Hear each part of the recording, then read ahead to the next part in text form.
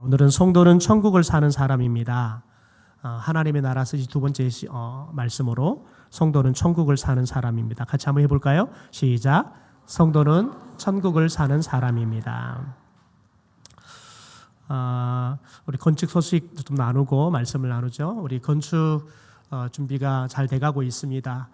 우리 땅 전체 한 600평 넘는 땅에 저희가 짓게 되는데 한 200평 나중에 단 상이 전입니다. 그래서 농지를 전용하는 또 실사를 받고 해야지만 되는데 어제 그제군요. 그제 실사가 잘 통과되어서 이제 설계도 벌써 지금 심의를 받고 있습니다. 조금 설계 서류 몇 개가 좀 미비해서 지금 또 그거 보강하고 있습니다. 잘하면 이번 주 중에 설계까지 허가가 되면 추석 이후에는 바로 저희들이 공사가 시작될 수 있을 것 같습니다.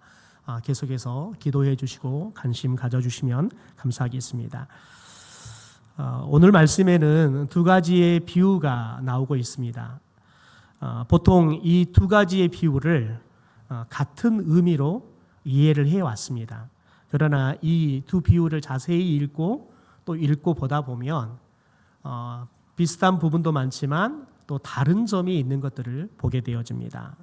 그래서 오늘은 이 두 가지 비유를 각각 이 두 가지 비유 속에 담긴 하나님이 우리에게 주시는 메시지를 살피고 이제 마지막은 두 가지 비유를 우리가 통합해서 우리에게 주신 하나님 메시지를 함께 상고하려고 합니다.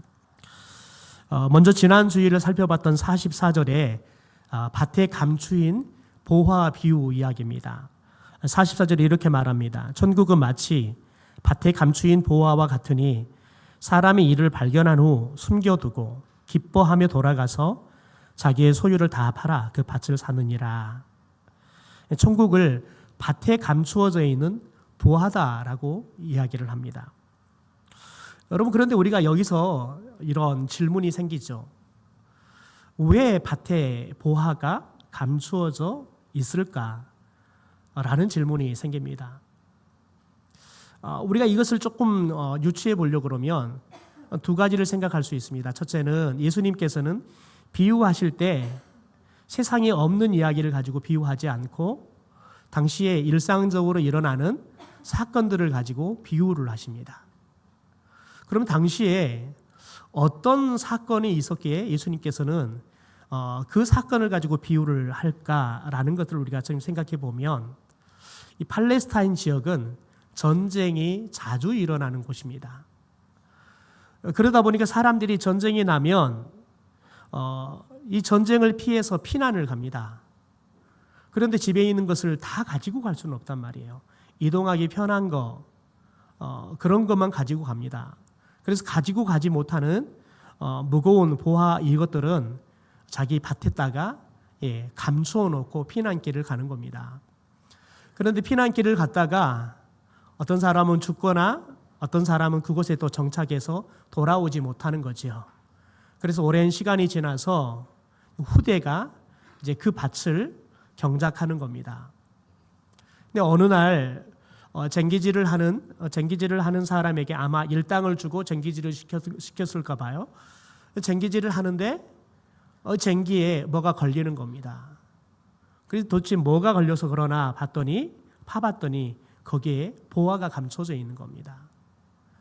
그러니까 쟁기질을 멈추고 돌아가서 자기의 소유를 다 팔아가지고 이 밭 주인에게 이 땅을 사는 겁니다. 그리고는 그 땅에 있는 그 밭에 있는 보화들을 캐내어서 갖게 된다는 거죠. 그런 일들이 있었다는 거예요. 그런 이야기를 가지고 오늘 예수님께서 오늘 우리에게 이 천국은 마치 밭에 감추인 보화 같다라고 이야기를 하는 겁니다.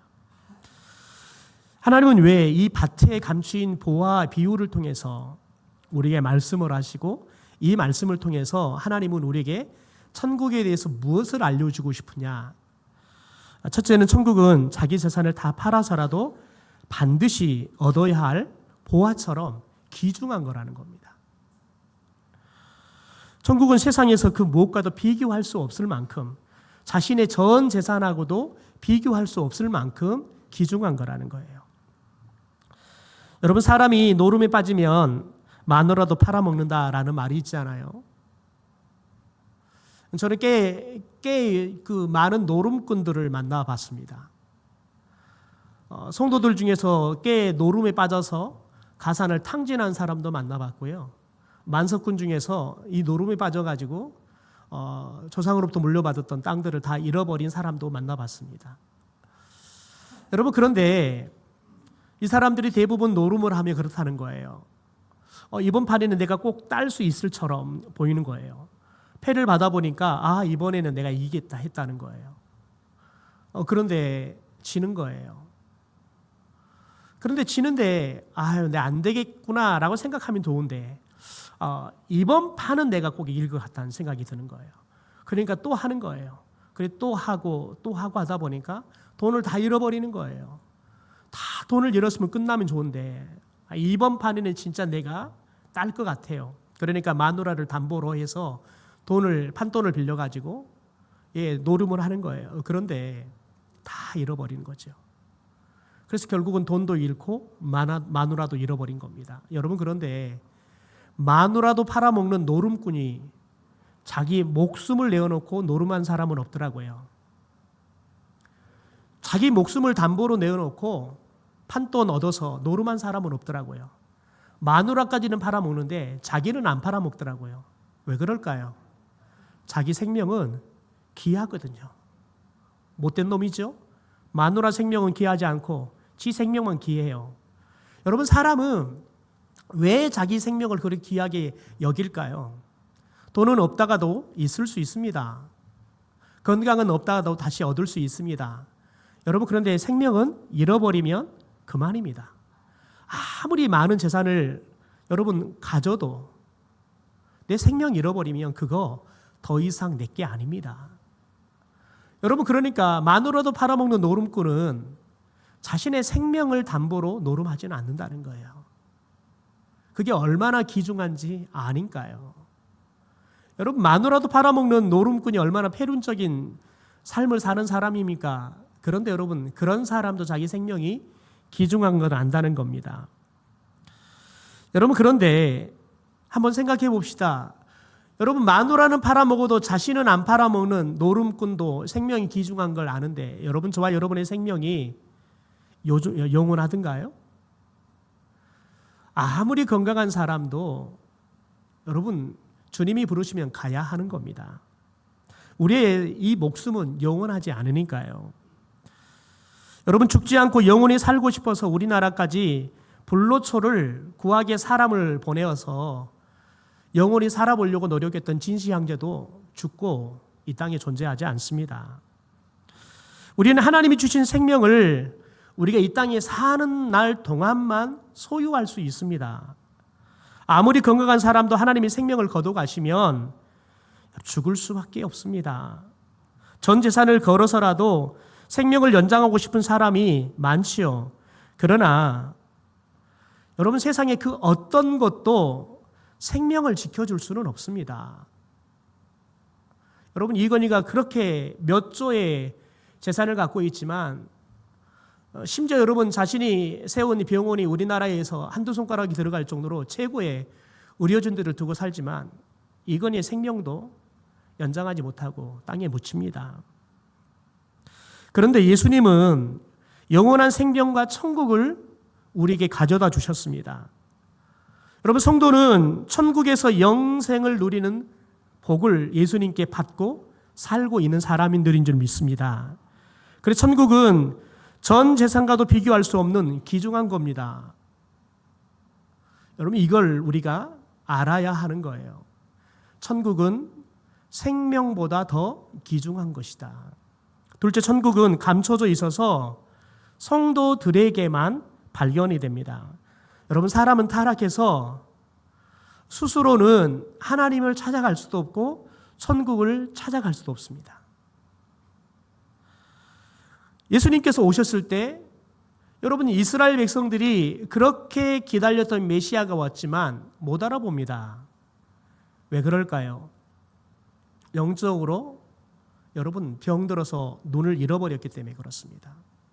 그러니까 그들이 그렇게 메시아를 대망하고 하나님께 메시아를 보내달라고 그렇게 기도했지만 정작 하나님이 메시아를 보내주지만 그들의 눈은 메시아를 볼 수가 없는 겁니다. 왜? 우리는 죄를 인해서 우리의 영적인 눈이 어두워져서 아무것도 볼 수 없기 때문에, 특별히 영적인 것은 아무것도 볼 수 없는 존재들이기 때문에 그렇습니다. 여러분, 우리는 종종 베드로에 대해서 이야기를 들으면 베드로의 흠을 많이 발견하죠. 성격도 급하고 늘 나대기를 좋아하고 금방 위대한 신앙의 고백을 했다가 금방 예수님께 사탄아 물러가라, 너가 사람의 일을 생각한다, 예수님께 책망을 받을 정도로. 여러분, 그 정도로 이 베드로의 삶은 위대한 삶도 있지만 흠이 많은 삶도 참 많습니다. 여러분, 그런데 베드로의 삶을 가만히 보면 저와 여러분이 베드로의 발 뒤꿈치도 따라갈 수 없다는 것을 시히 발견합니다. 베드로는 참 대단한 사람입니다. 여러분, 예수님이 그를 갈릴리 바다에서 처음 부르십니다. 밤새내 고기를 잡고 이제 다음 날 고기를 잡기 위해서 그물을 깁고 있습니다. 근데 예수님이 그때 부르시죠. 이제 내가 너를 고기 잡는 어부가 아니라 사람을 낚는 어부가 되게 하겠다. 그러니까 베드로가 자신의 그물도 배도 다 버리고 예수님을 따라 나섭니다. 여러분, 당시에 사람들이 예수님을 열광하고 예수님을 추앙하고 그런 사회적인 분위기였다 그러면 충분히 그럴 만하지 하겠지만, 유대 종교 지도자들로부터 예수님은 여러분 비난을 받고 있었습니다. 마치 사이비 이단처럼 여러분 비난을 받고 살고 있었단 말이죠. 그런 예수님을 따르면 사회적으로 고립이 되는 겁니다. 여러분, 모든 것들이 다 막혀요. 지금까지 고기 잡아서 팔면 사주던 장사꾼들이 사주지 않아요. 유대교를 배교했다고요. 어디를 가도 생계를 유지할 수가 없어요. 생필품을 사러 가도 팔지 않아요. 유대교를 배교했다고요. 여러분, 그런데 베드로는 자신의 모든 재산, 자신의 편안한, 자신의 지금까지 쌓아놨던 모든 여러분 인간적인 관계, 그것들을 여러분 다 단절됨에도 불구하고 예수님을 따릅니다. 이처럼 예수님께서는 그분의 가치를 알고 따르는 사람에게 예수님이 보배인 것을 보여주십니다. 하지만 예수님을 알지 못하는 사람에게는 예수님께서 걸림돌에 지나지 않습니다. 여러분, 베드로는 이 진리를 깨닫고 베드로전서에서 이것을 우리에게 말합니다. 베드로전서 2장의 말씀을 제가 현대인 성경으로 읽어드리겠습니다. 성경에 이런 말씀이 있습니다. 보라, 내가 택한 귀중한 머릿돌을 시온에 둔다. 이 머릿돌은 예수님을 말합니다. 그를 믿는 사람은 부끄러움을 당하지 않을 것이다. 그러므로 믿는 여러분에게는 그분이 가장 귀중하지만 불신자들에게는 쓸모없는 돌에 불과합니다. 이것은 건축자들이 버린 돌이 집 모퉁이에 머릿돌이 되었다는 말씀과, 그러니까 예수를 믿는 사람들에게는 건축자가 버린 돌이 집을 세워가는데 머릿돌로 쓸 수 있는 귀중한 보배 같은 존재가 되지만, 여러분, 그런데 보세요. 그리고 걸려 넘어지게 하는 돌과 바위가 되었다는 말씀과 같습니다. 그들은 하나님의 말씀에 불순종하기 때문에 걸려 넘어지며 또 이렇게 되는 것이 하나님의 뜻입니다. 그러나 예수님을 모르는 사람들에게는 예수님이 여러분 걸려 넘어지게 하는 거친 돌이 되는 거예요. 여러분, 사랑하는 성도 여러분, 감춰져 있는 천국을 여러분은 발견하셨습니까? 천국이 여러분의 믿어지십니까? 대답이 없으시네요. 질문해 볼까요? 여러분은 천국이 믿어지십니까? 여러분은 죽으면 천국 갈 자신이 있으십니까?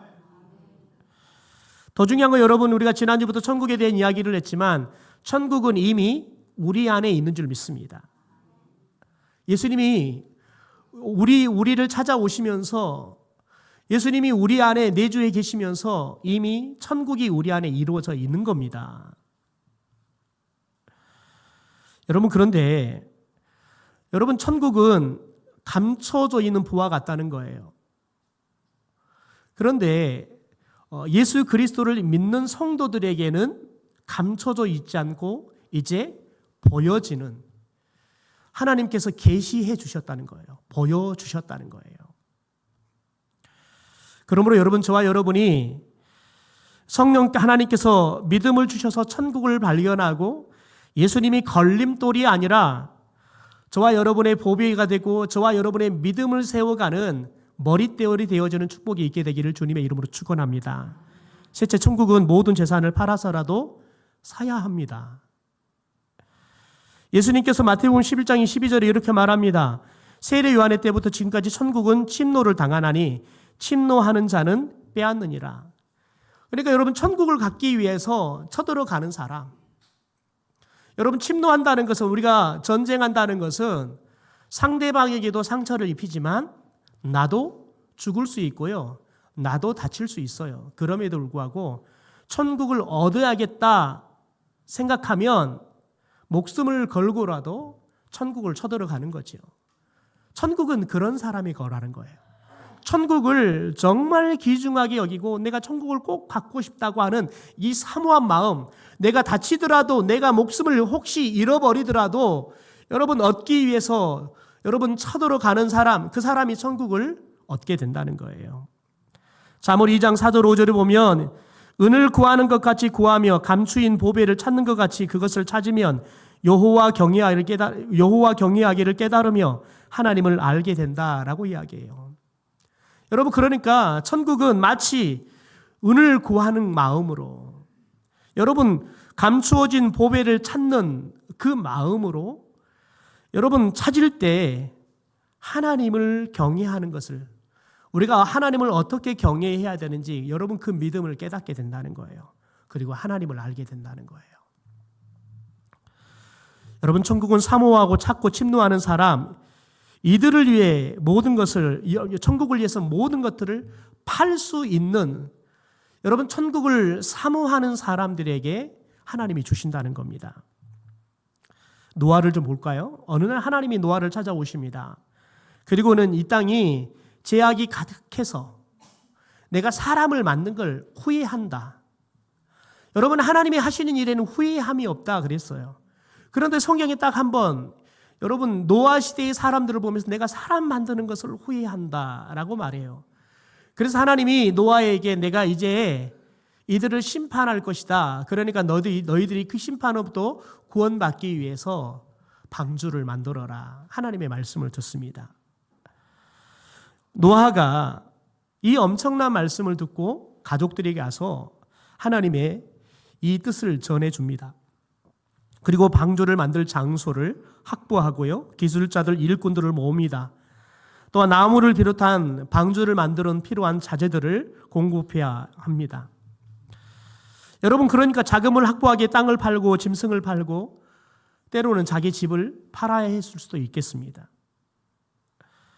여러분, 그런 생각해 보십시오. 가족들은 어떠했겠습니까? 가족들이 여러분 모두가 다 노아가 하는 일들을 좋게만 생각했겠습니까?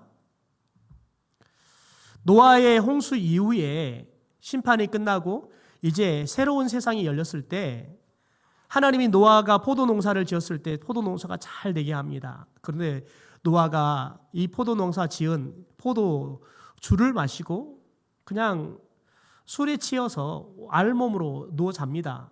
여러분, 그때 둘째 아들 함이 아버지의 그 추한 모습을 보고 형제들에게 가서 소근거렸죠.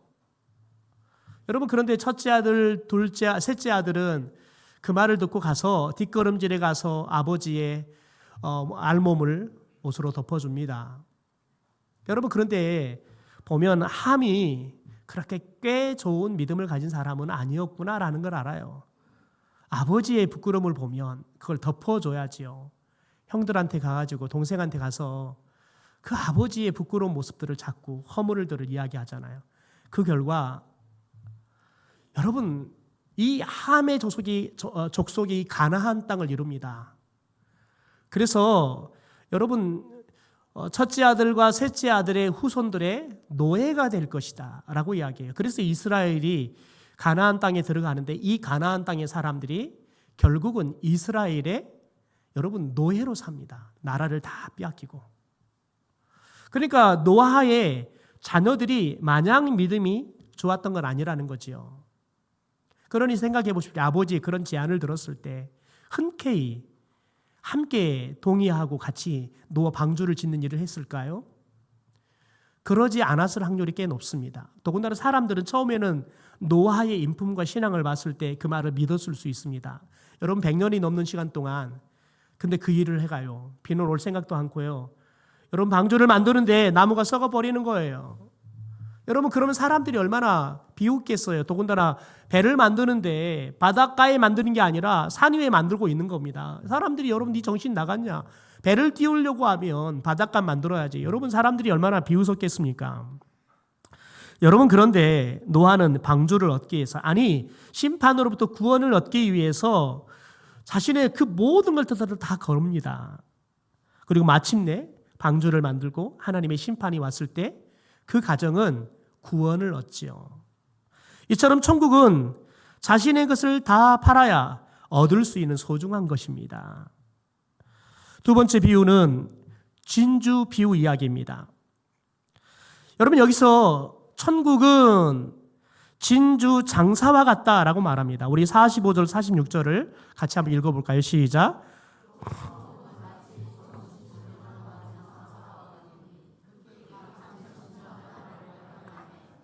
자기 소유를 다 팔아 그 진주를 사느니라.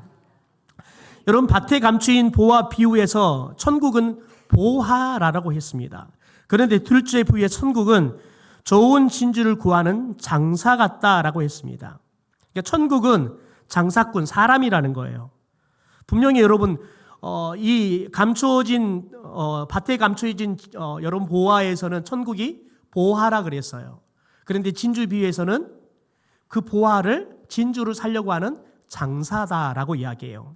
그러니까 같은 것 같지만 다르죠. 그래서 이 비유를 두 가지 방식으로 해석할 수 있습니다.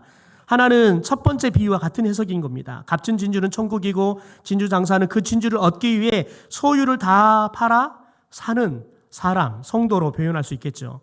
여러분 그런데 이렇게 이야기하면 밭에 감추인 보화 비유와 의미는 같아집니다. 그러나 문제는 뭐냐면 천국은 진주를 구하는 장사 같다라는 이 구절에서 여러분 장사꾼을 천국이라 했는데 이게 해석이 충족이 안 되는 거죠.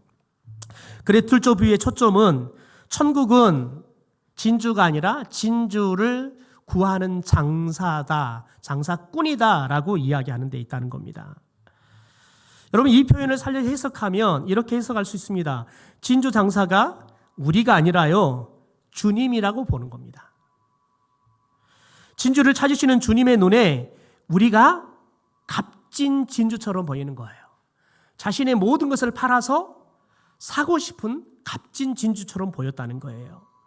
주님께서는 우리를 얻기 위해서 당신의 모든 것을 다 파셨다, 바로 이 말인 겁니다. 여러분 그런데 여러분 이것을 성경에 보면 예수님이 속전이 되셨다라는 말로 해석이 됩니다. 마태복음 20장 28절 인자가 온 것은 섬김을 받으려 함이 아니라 도리어 섬기려 하고 자기의 목숨을 많은 사람의 대속물, 이게 돈이 아니라 대속하는 재물이죠. 이것을 돈으로 지불하면 속전 이렇게 표현할 수 있습니다. 여러분 고대 로마 시대에는 노예들이 많이 팔리고 사고 하는 일들이 있었죠. 그런데 어느 날 노예 시장에 갔더니 자기가 정말 사랑하는 친구가 노예로 지금 나와서 사람들에게 팔리고 있는 겁니다. 그러면 그 친구가 엄청난 자신의 돈을 가지고 가서 그 친구를 삽니다. 그래서 노예에서 해방을 시켜주는 거죠. 여러분 그때 사용하는 돈을 속전 이렇게 말합니다. 예수님께서는 죄와 사망과 사탄의 노예로 전락한 우리를 구원하려고 당신의 목숨을 속전으로 십자가에다가 내어주셨습니다. 그래서 성경은 주님께서 우리를 사셨다라고 표현합니다. 사도행전 20장 28절입니다. 여러분은 자기를 위하여 또는 온 양떼를 위하여 삼가하라. 성령이 그들 가운데 여러분을 감독자로 삼고 하나님이 자기 피로 사신 교회를 보살피게 하셨느니라. 여러분 자기 피로 사신 교회라라고 말합니다. 그런데 이렇게 해석할 때 불편한 부분이 생깁니다. 그것은 주님께서 피로 사실 정도로 우리가 값준 진주처럼 가치가 있는 존재라는 거예요. 여러분, 주님이 이 땅에 오실 때 우리가 어떤 존재였냐면 아직 우리가 죄 가운데 있을 때라고 표현합니다. 그러니까 여전히 우리는 죄와 사망으로 죽어 지옥 갈 수밖에 없는 보잘것없는 존재예요. 하나님이 심판해야 할 그런 죄인에 불과해요. 그런데 여러분, 주님은 그런 우리를 값진 진주로 여기셨다는 거예요. 여러분, 그런 생각해 보십시오. 우리 같은 죄인이 죽어 마땅한, 아니 그냥 교도소서 무기징역감이 아니라 하나님이 죽여야 할, 그래 지옥 보내야 할 그런 존재들인데 여러분, 하나님의 눈에 값진 진주로 보인대요. 이게 어떻게 해석이 됩니까?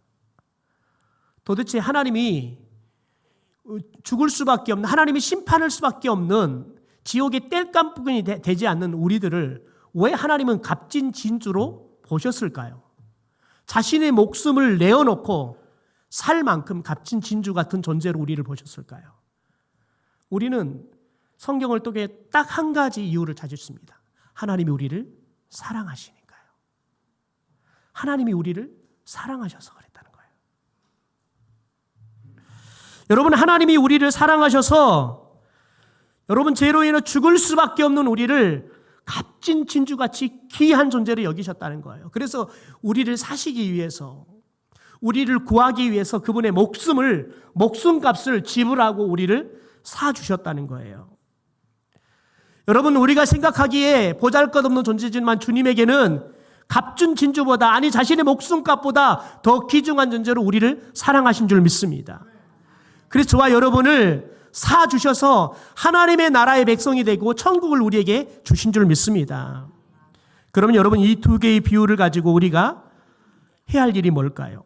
주님께서 우리같이 부족한 사람을 극진한 진주처럼, 값진 진주처럼 여기셔서 당신의 피로 사셨으므로 이제 우리도 모든 것을 팔아 천국을 사야 할 줄 믿습니다.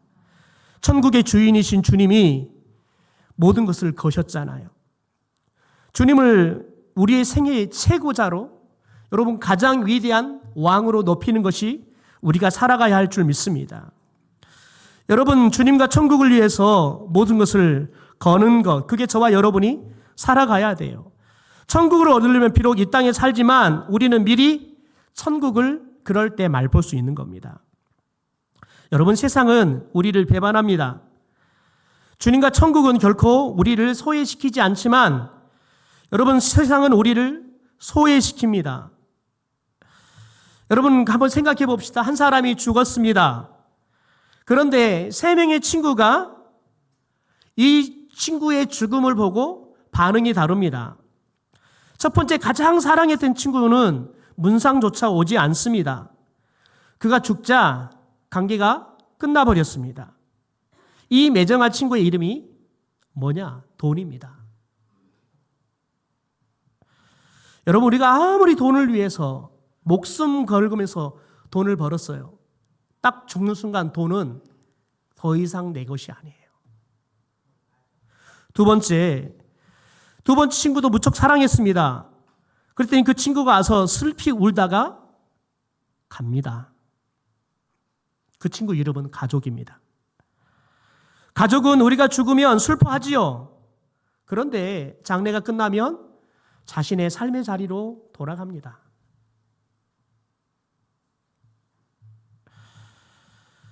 여러분, 그런데 세 번째, 별로 가깝지도 않게 여겼던, 오히려 귀찮게 생각했던 친구가 있습니다.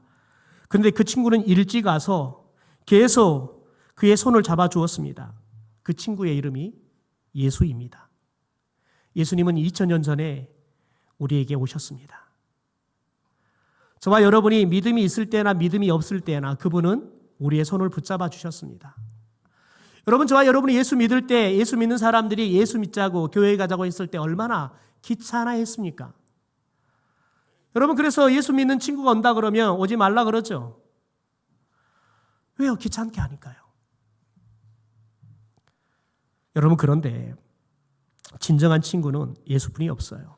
예수님은 우리가 원래 종이었어요. 그런데 예수님은 이 땅에 오셔서 우리를 종에서 친구로 삼아 주셨어요. 친구와 종의 다른 점은 뭐냐면 주인이 종에게는 시키면 해야 되는 거예요. 그러나 친구는 주인이 자신이 알고 있는 것들을 모두 다 나누고 함께 알기를 원합니다. 그래서 예수님께서는 친구인 우리에게 오셔서 하나님의 나라에 대해서 다 알려주시기 원하는 거예요. 하나님의 나라의 백성으로 우리가 만들어지고 세워져서 이제 우리가 하나님의 나라의 백성으로 어떻게 살아가야 되는지 다 가르쳐 주시는 겁니다. 그래서 예수님과 친구 삼아 우리들이 예수님과 동행하면서 하나님의 나라로 함께 가는 거죠. 여러분, 주님은 저와 여러분을 버리지도 떠나지 않습니다. 우리가 죽었다고 버리지 않습니다. 슬피 울고 자기 삶의 자리로 돌아가지 않습니다. 주님은 이 세상 끝날까지 우리 함께 합니다. 천국에 함께 들어갈 겁니다. 천국에도 영원히 함께 하실 것입니다. 여러분, 그런데 세상의 모든 것들은 우리를 소외시킵니다. 여러분, 때가 되면 내 그렇게 곱게 구웠던 내 애모가 어떻든가요? 내 애모가 그렇게 애를 쓰고 의술의 힘을 벌려보지만 여러분 70 넘고 80 넘으면 미스 코리아나 여러분 추녀나 다 똑같아요. 80 넘으면 남자 여자도 구별 안 된다니까요. 여러분, 컴퓨터처럼 그렇게 똑똑하다고 총명하다고 칭찬받았는데 여러분, 그 총명함이 나를 배신합니다. 여러분, 기억이 흐려져요. 나중에는 가족도 내 자식도 못 알아봐요. 늙고 병들어 누우면 재물도 무의미합니다. 자식들이 부모가 멀쩡하게 살아있는데도 유산이만 눈독을 들이고 싸우지요. 여러분, 때로는 사랑의 배신을 당하기도 합니다. 그렇게 우리를 좋아하던 사람들이 뒤에서 나를 비방합니다. 그걸 알게 되면 얼마나 슬픕니까? 그러나 주님을 얻고 보니까요, 천국을 얻고 보니까요, 거기에만 참 평안이 있어요. 주님은 우리를 떠나지 않아요. 절대 버리지 않아요. 우리가 주님을 버려도 주님은 우리를 버리지 않아요. 끝까지 우리를 품고 사랑해 주시니까요. 주님은 영원하시고요. 주님께 주시는 생명도 영원하고요. 천국도 영원한 줄 믿습니다. 여러분, 그러므로 저와 여러분이 주님이 우리에게 가져다 주신 천국을 다 얻을 수 있게 되기를 소망합니다. 모든 것을 팔아서라도 천국은 내가 얻고 싶다는 그 간절한 사모함이 있게 되기를 소망합니다. 왜 중요합니까, 이게? 여러분, 주님은 우리에게 재산 팔아 천국 살아 이 말이 아니에요. 천국은 주님이 우리에게 여러분 값없이 선물로 주셨어요. 그런데 우리가 천국을 내 재산을 다 팔아서 사고 싶은 귀중한 것으로 여겨야 돼요.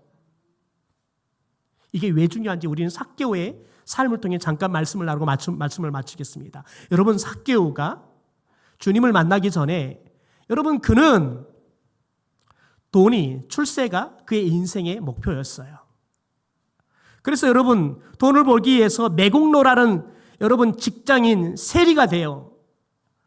여러분 돈을 벌기 위해서 매국노가 되는 세리가 되지만 더 돈을 많이 벌기 위해서 그는 세리장이 되기 위해서 여러분 매국노라는 여러분 손가락을 듣고 사람들이 다 떠나가도 그는 여러분 열심히 세리 역할을 해서 세리장까지 돼서 출세합니다.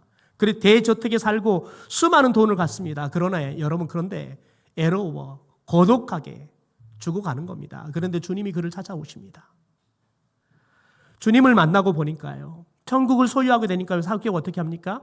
혹시 내가 남의 것을 탈취했으면 4배로 갚겠습니다. 그때 당시 남의 것 돌르면 4배로 갚아줘야 돼요. 그게 법이에요. 또 내 재산의 절반을 팔아서 내가 가난한 사람들을 위해서 쓰겠습니다. 라고 이야기해요. 왜 삭개오가 그렇게 목숨보다 자신의 여러분 명예보다 가족보다 소중하게 여겼던 돈들을 내어놓을 수 있을까요? 여러분 땅에 여러분 소중한 것을 두지 않고 하나님의 나라에 자신의 삶을 소중한 것을 두고 살았기 때문에 그렇습니다. 여러분 그리스도인은 땅의 것을 추구하고 살아가는 사람들이 아니라 위의 것 하나님의 나라를 추구하며 살아가는 사람들인 줄 믿습니다. 그럴 때 저와 여러분이 여러분 그 천국을 귀하게 여길 때 기꺼이 내 것을 나누어서 우리 이웃들을 사랑할 수 있는 겁니다. 내 것을 나누어서 여러분 우리들이 세계 선교를 위해서도 쓸 수 있는 거죠. 그러므로 여러분 저와 여러분이 여러분 그 귀한 천국을 다 소유하고 천국을 이 땅에 사십시오. 그래서 매일마다 천국이 우리의 삶의 근거가 되고 우리가 살아갈 이유가 되기를 주님의 이름으로 축원합니다.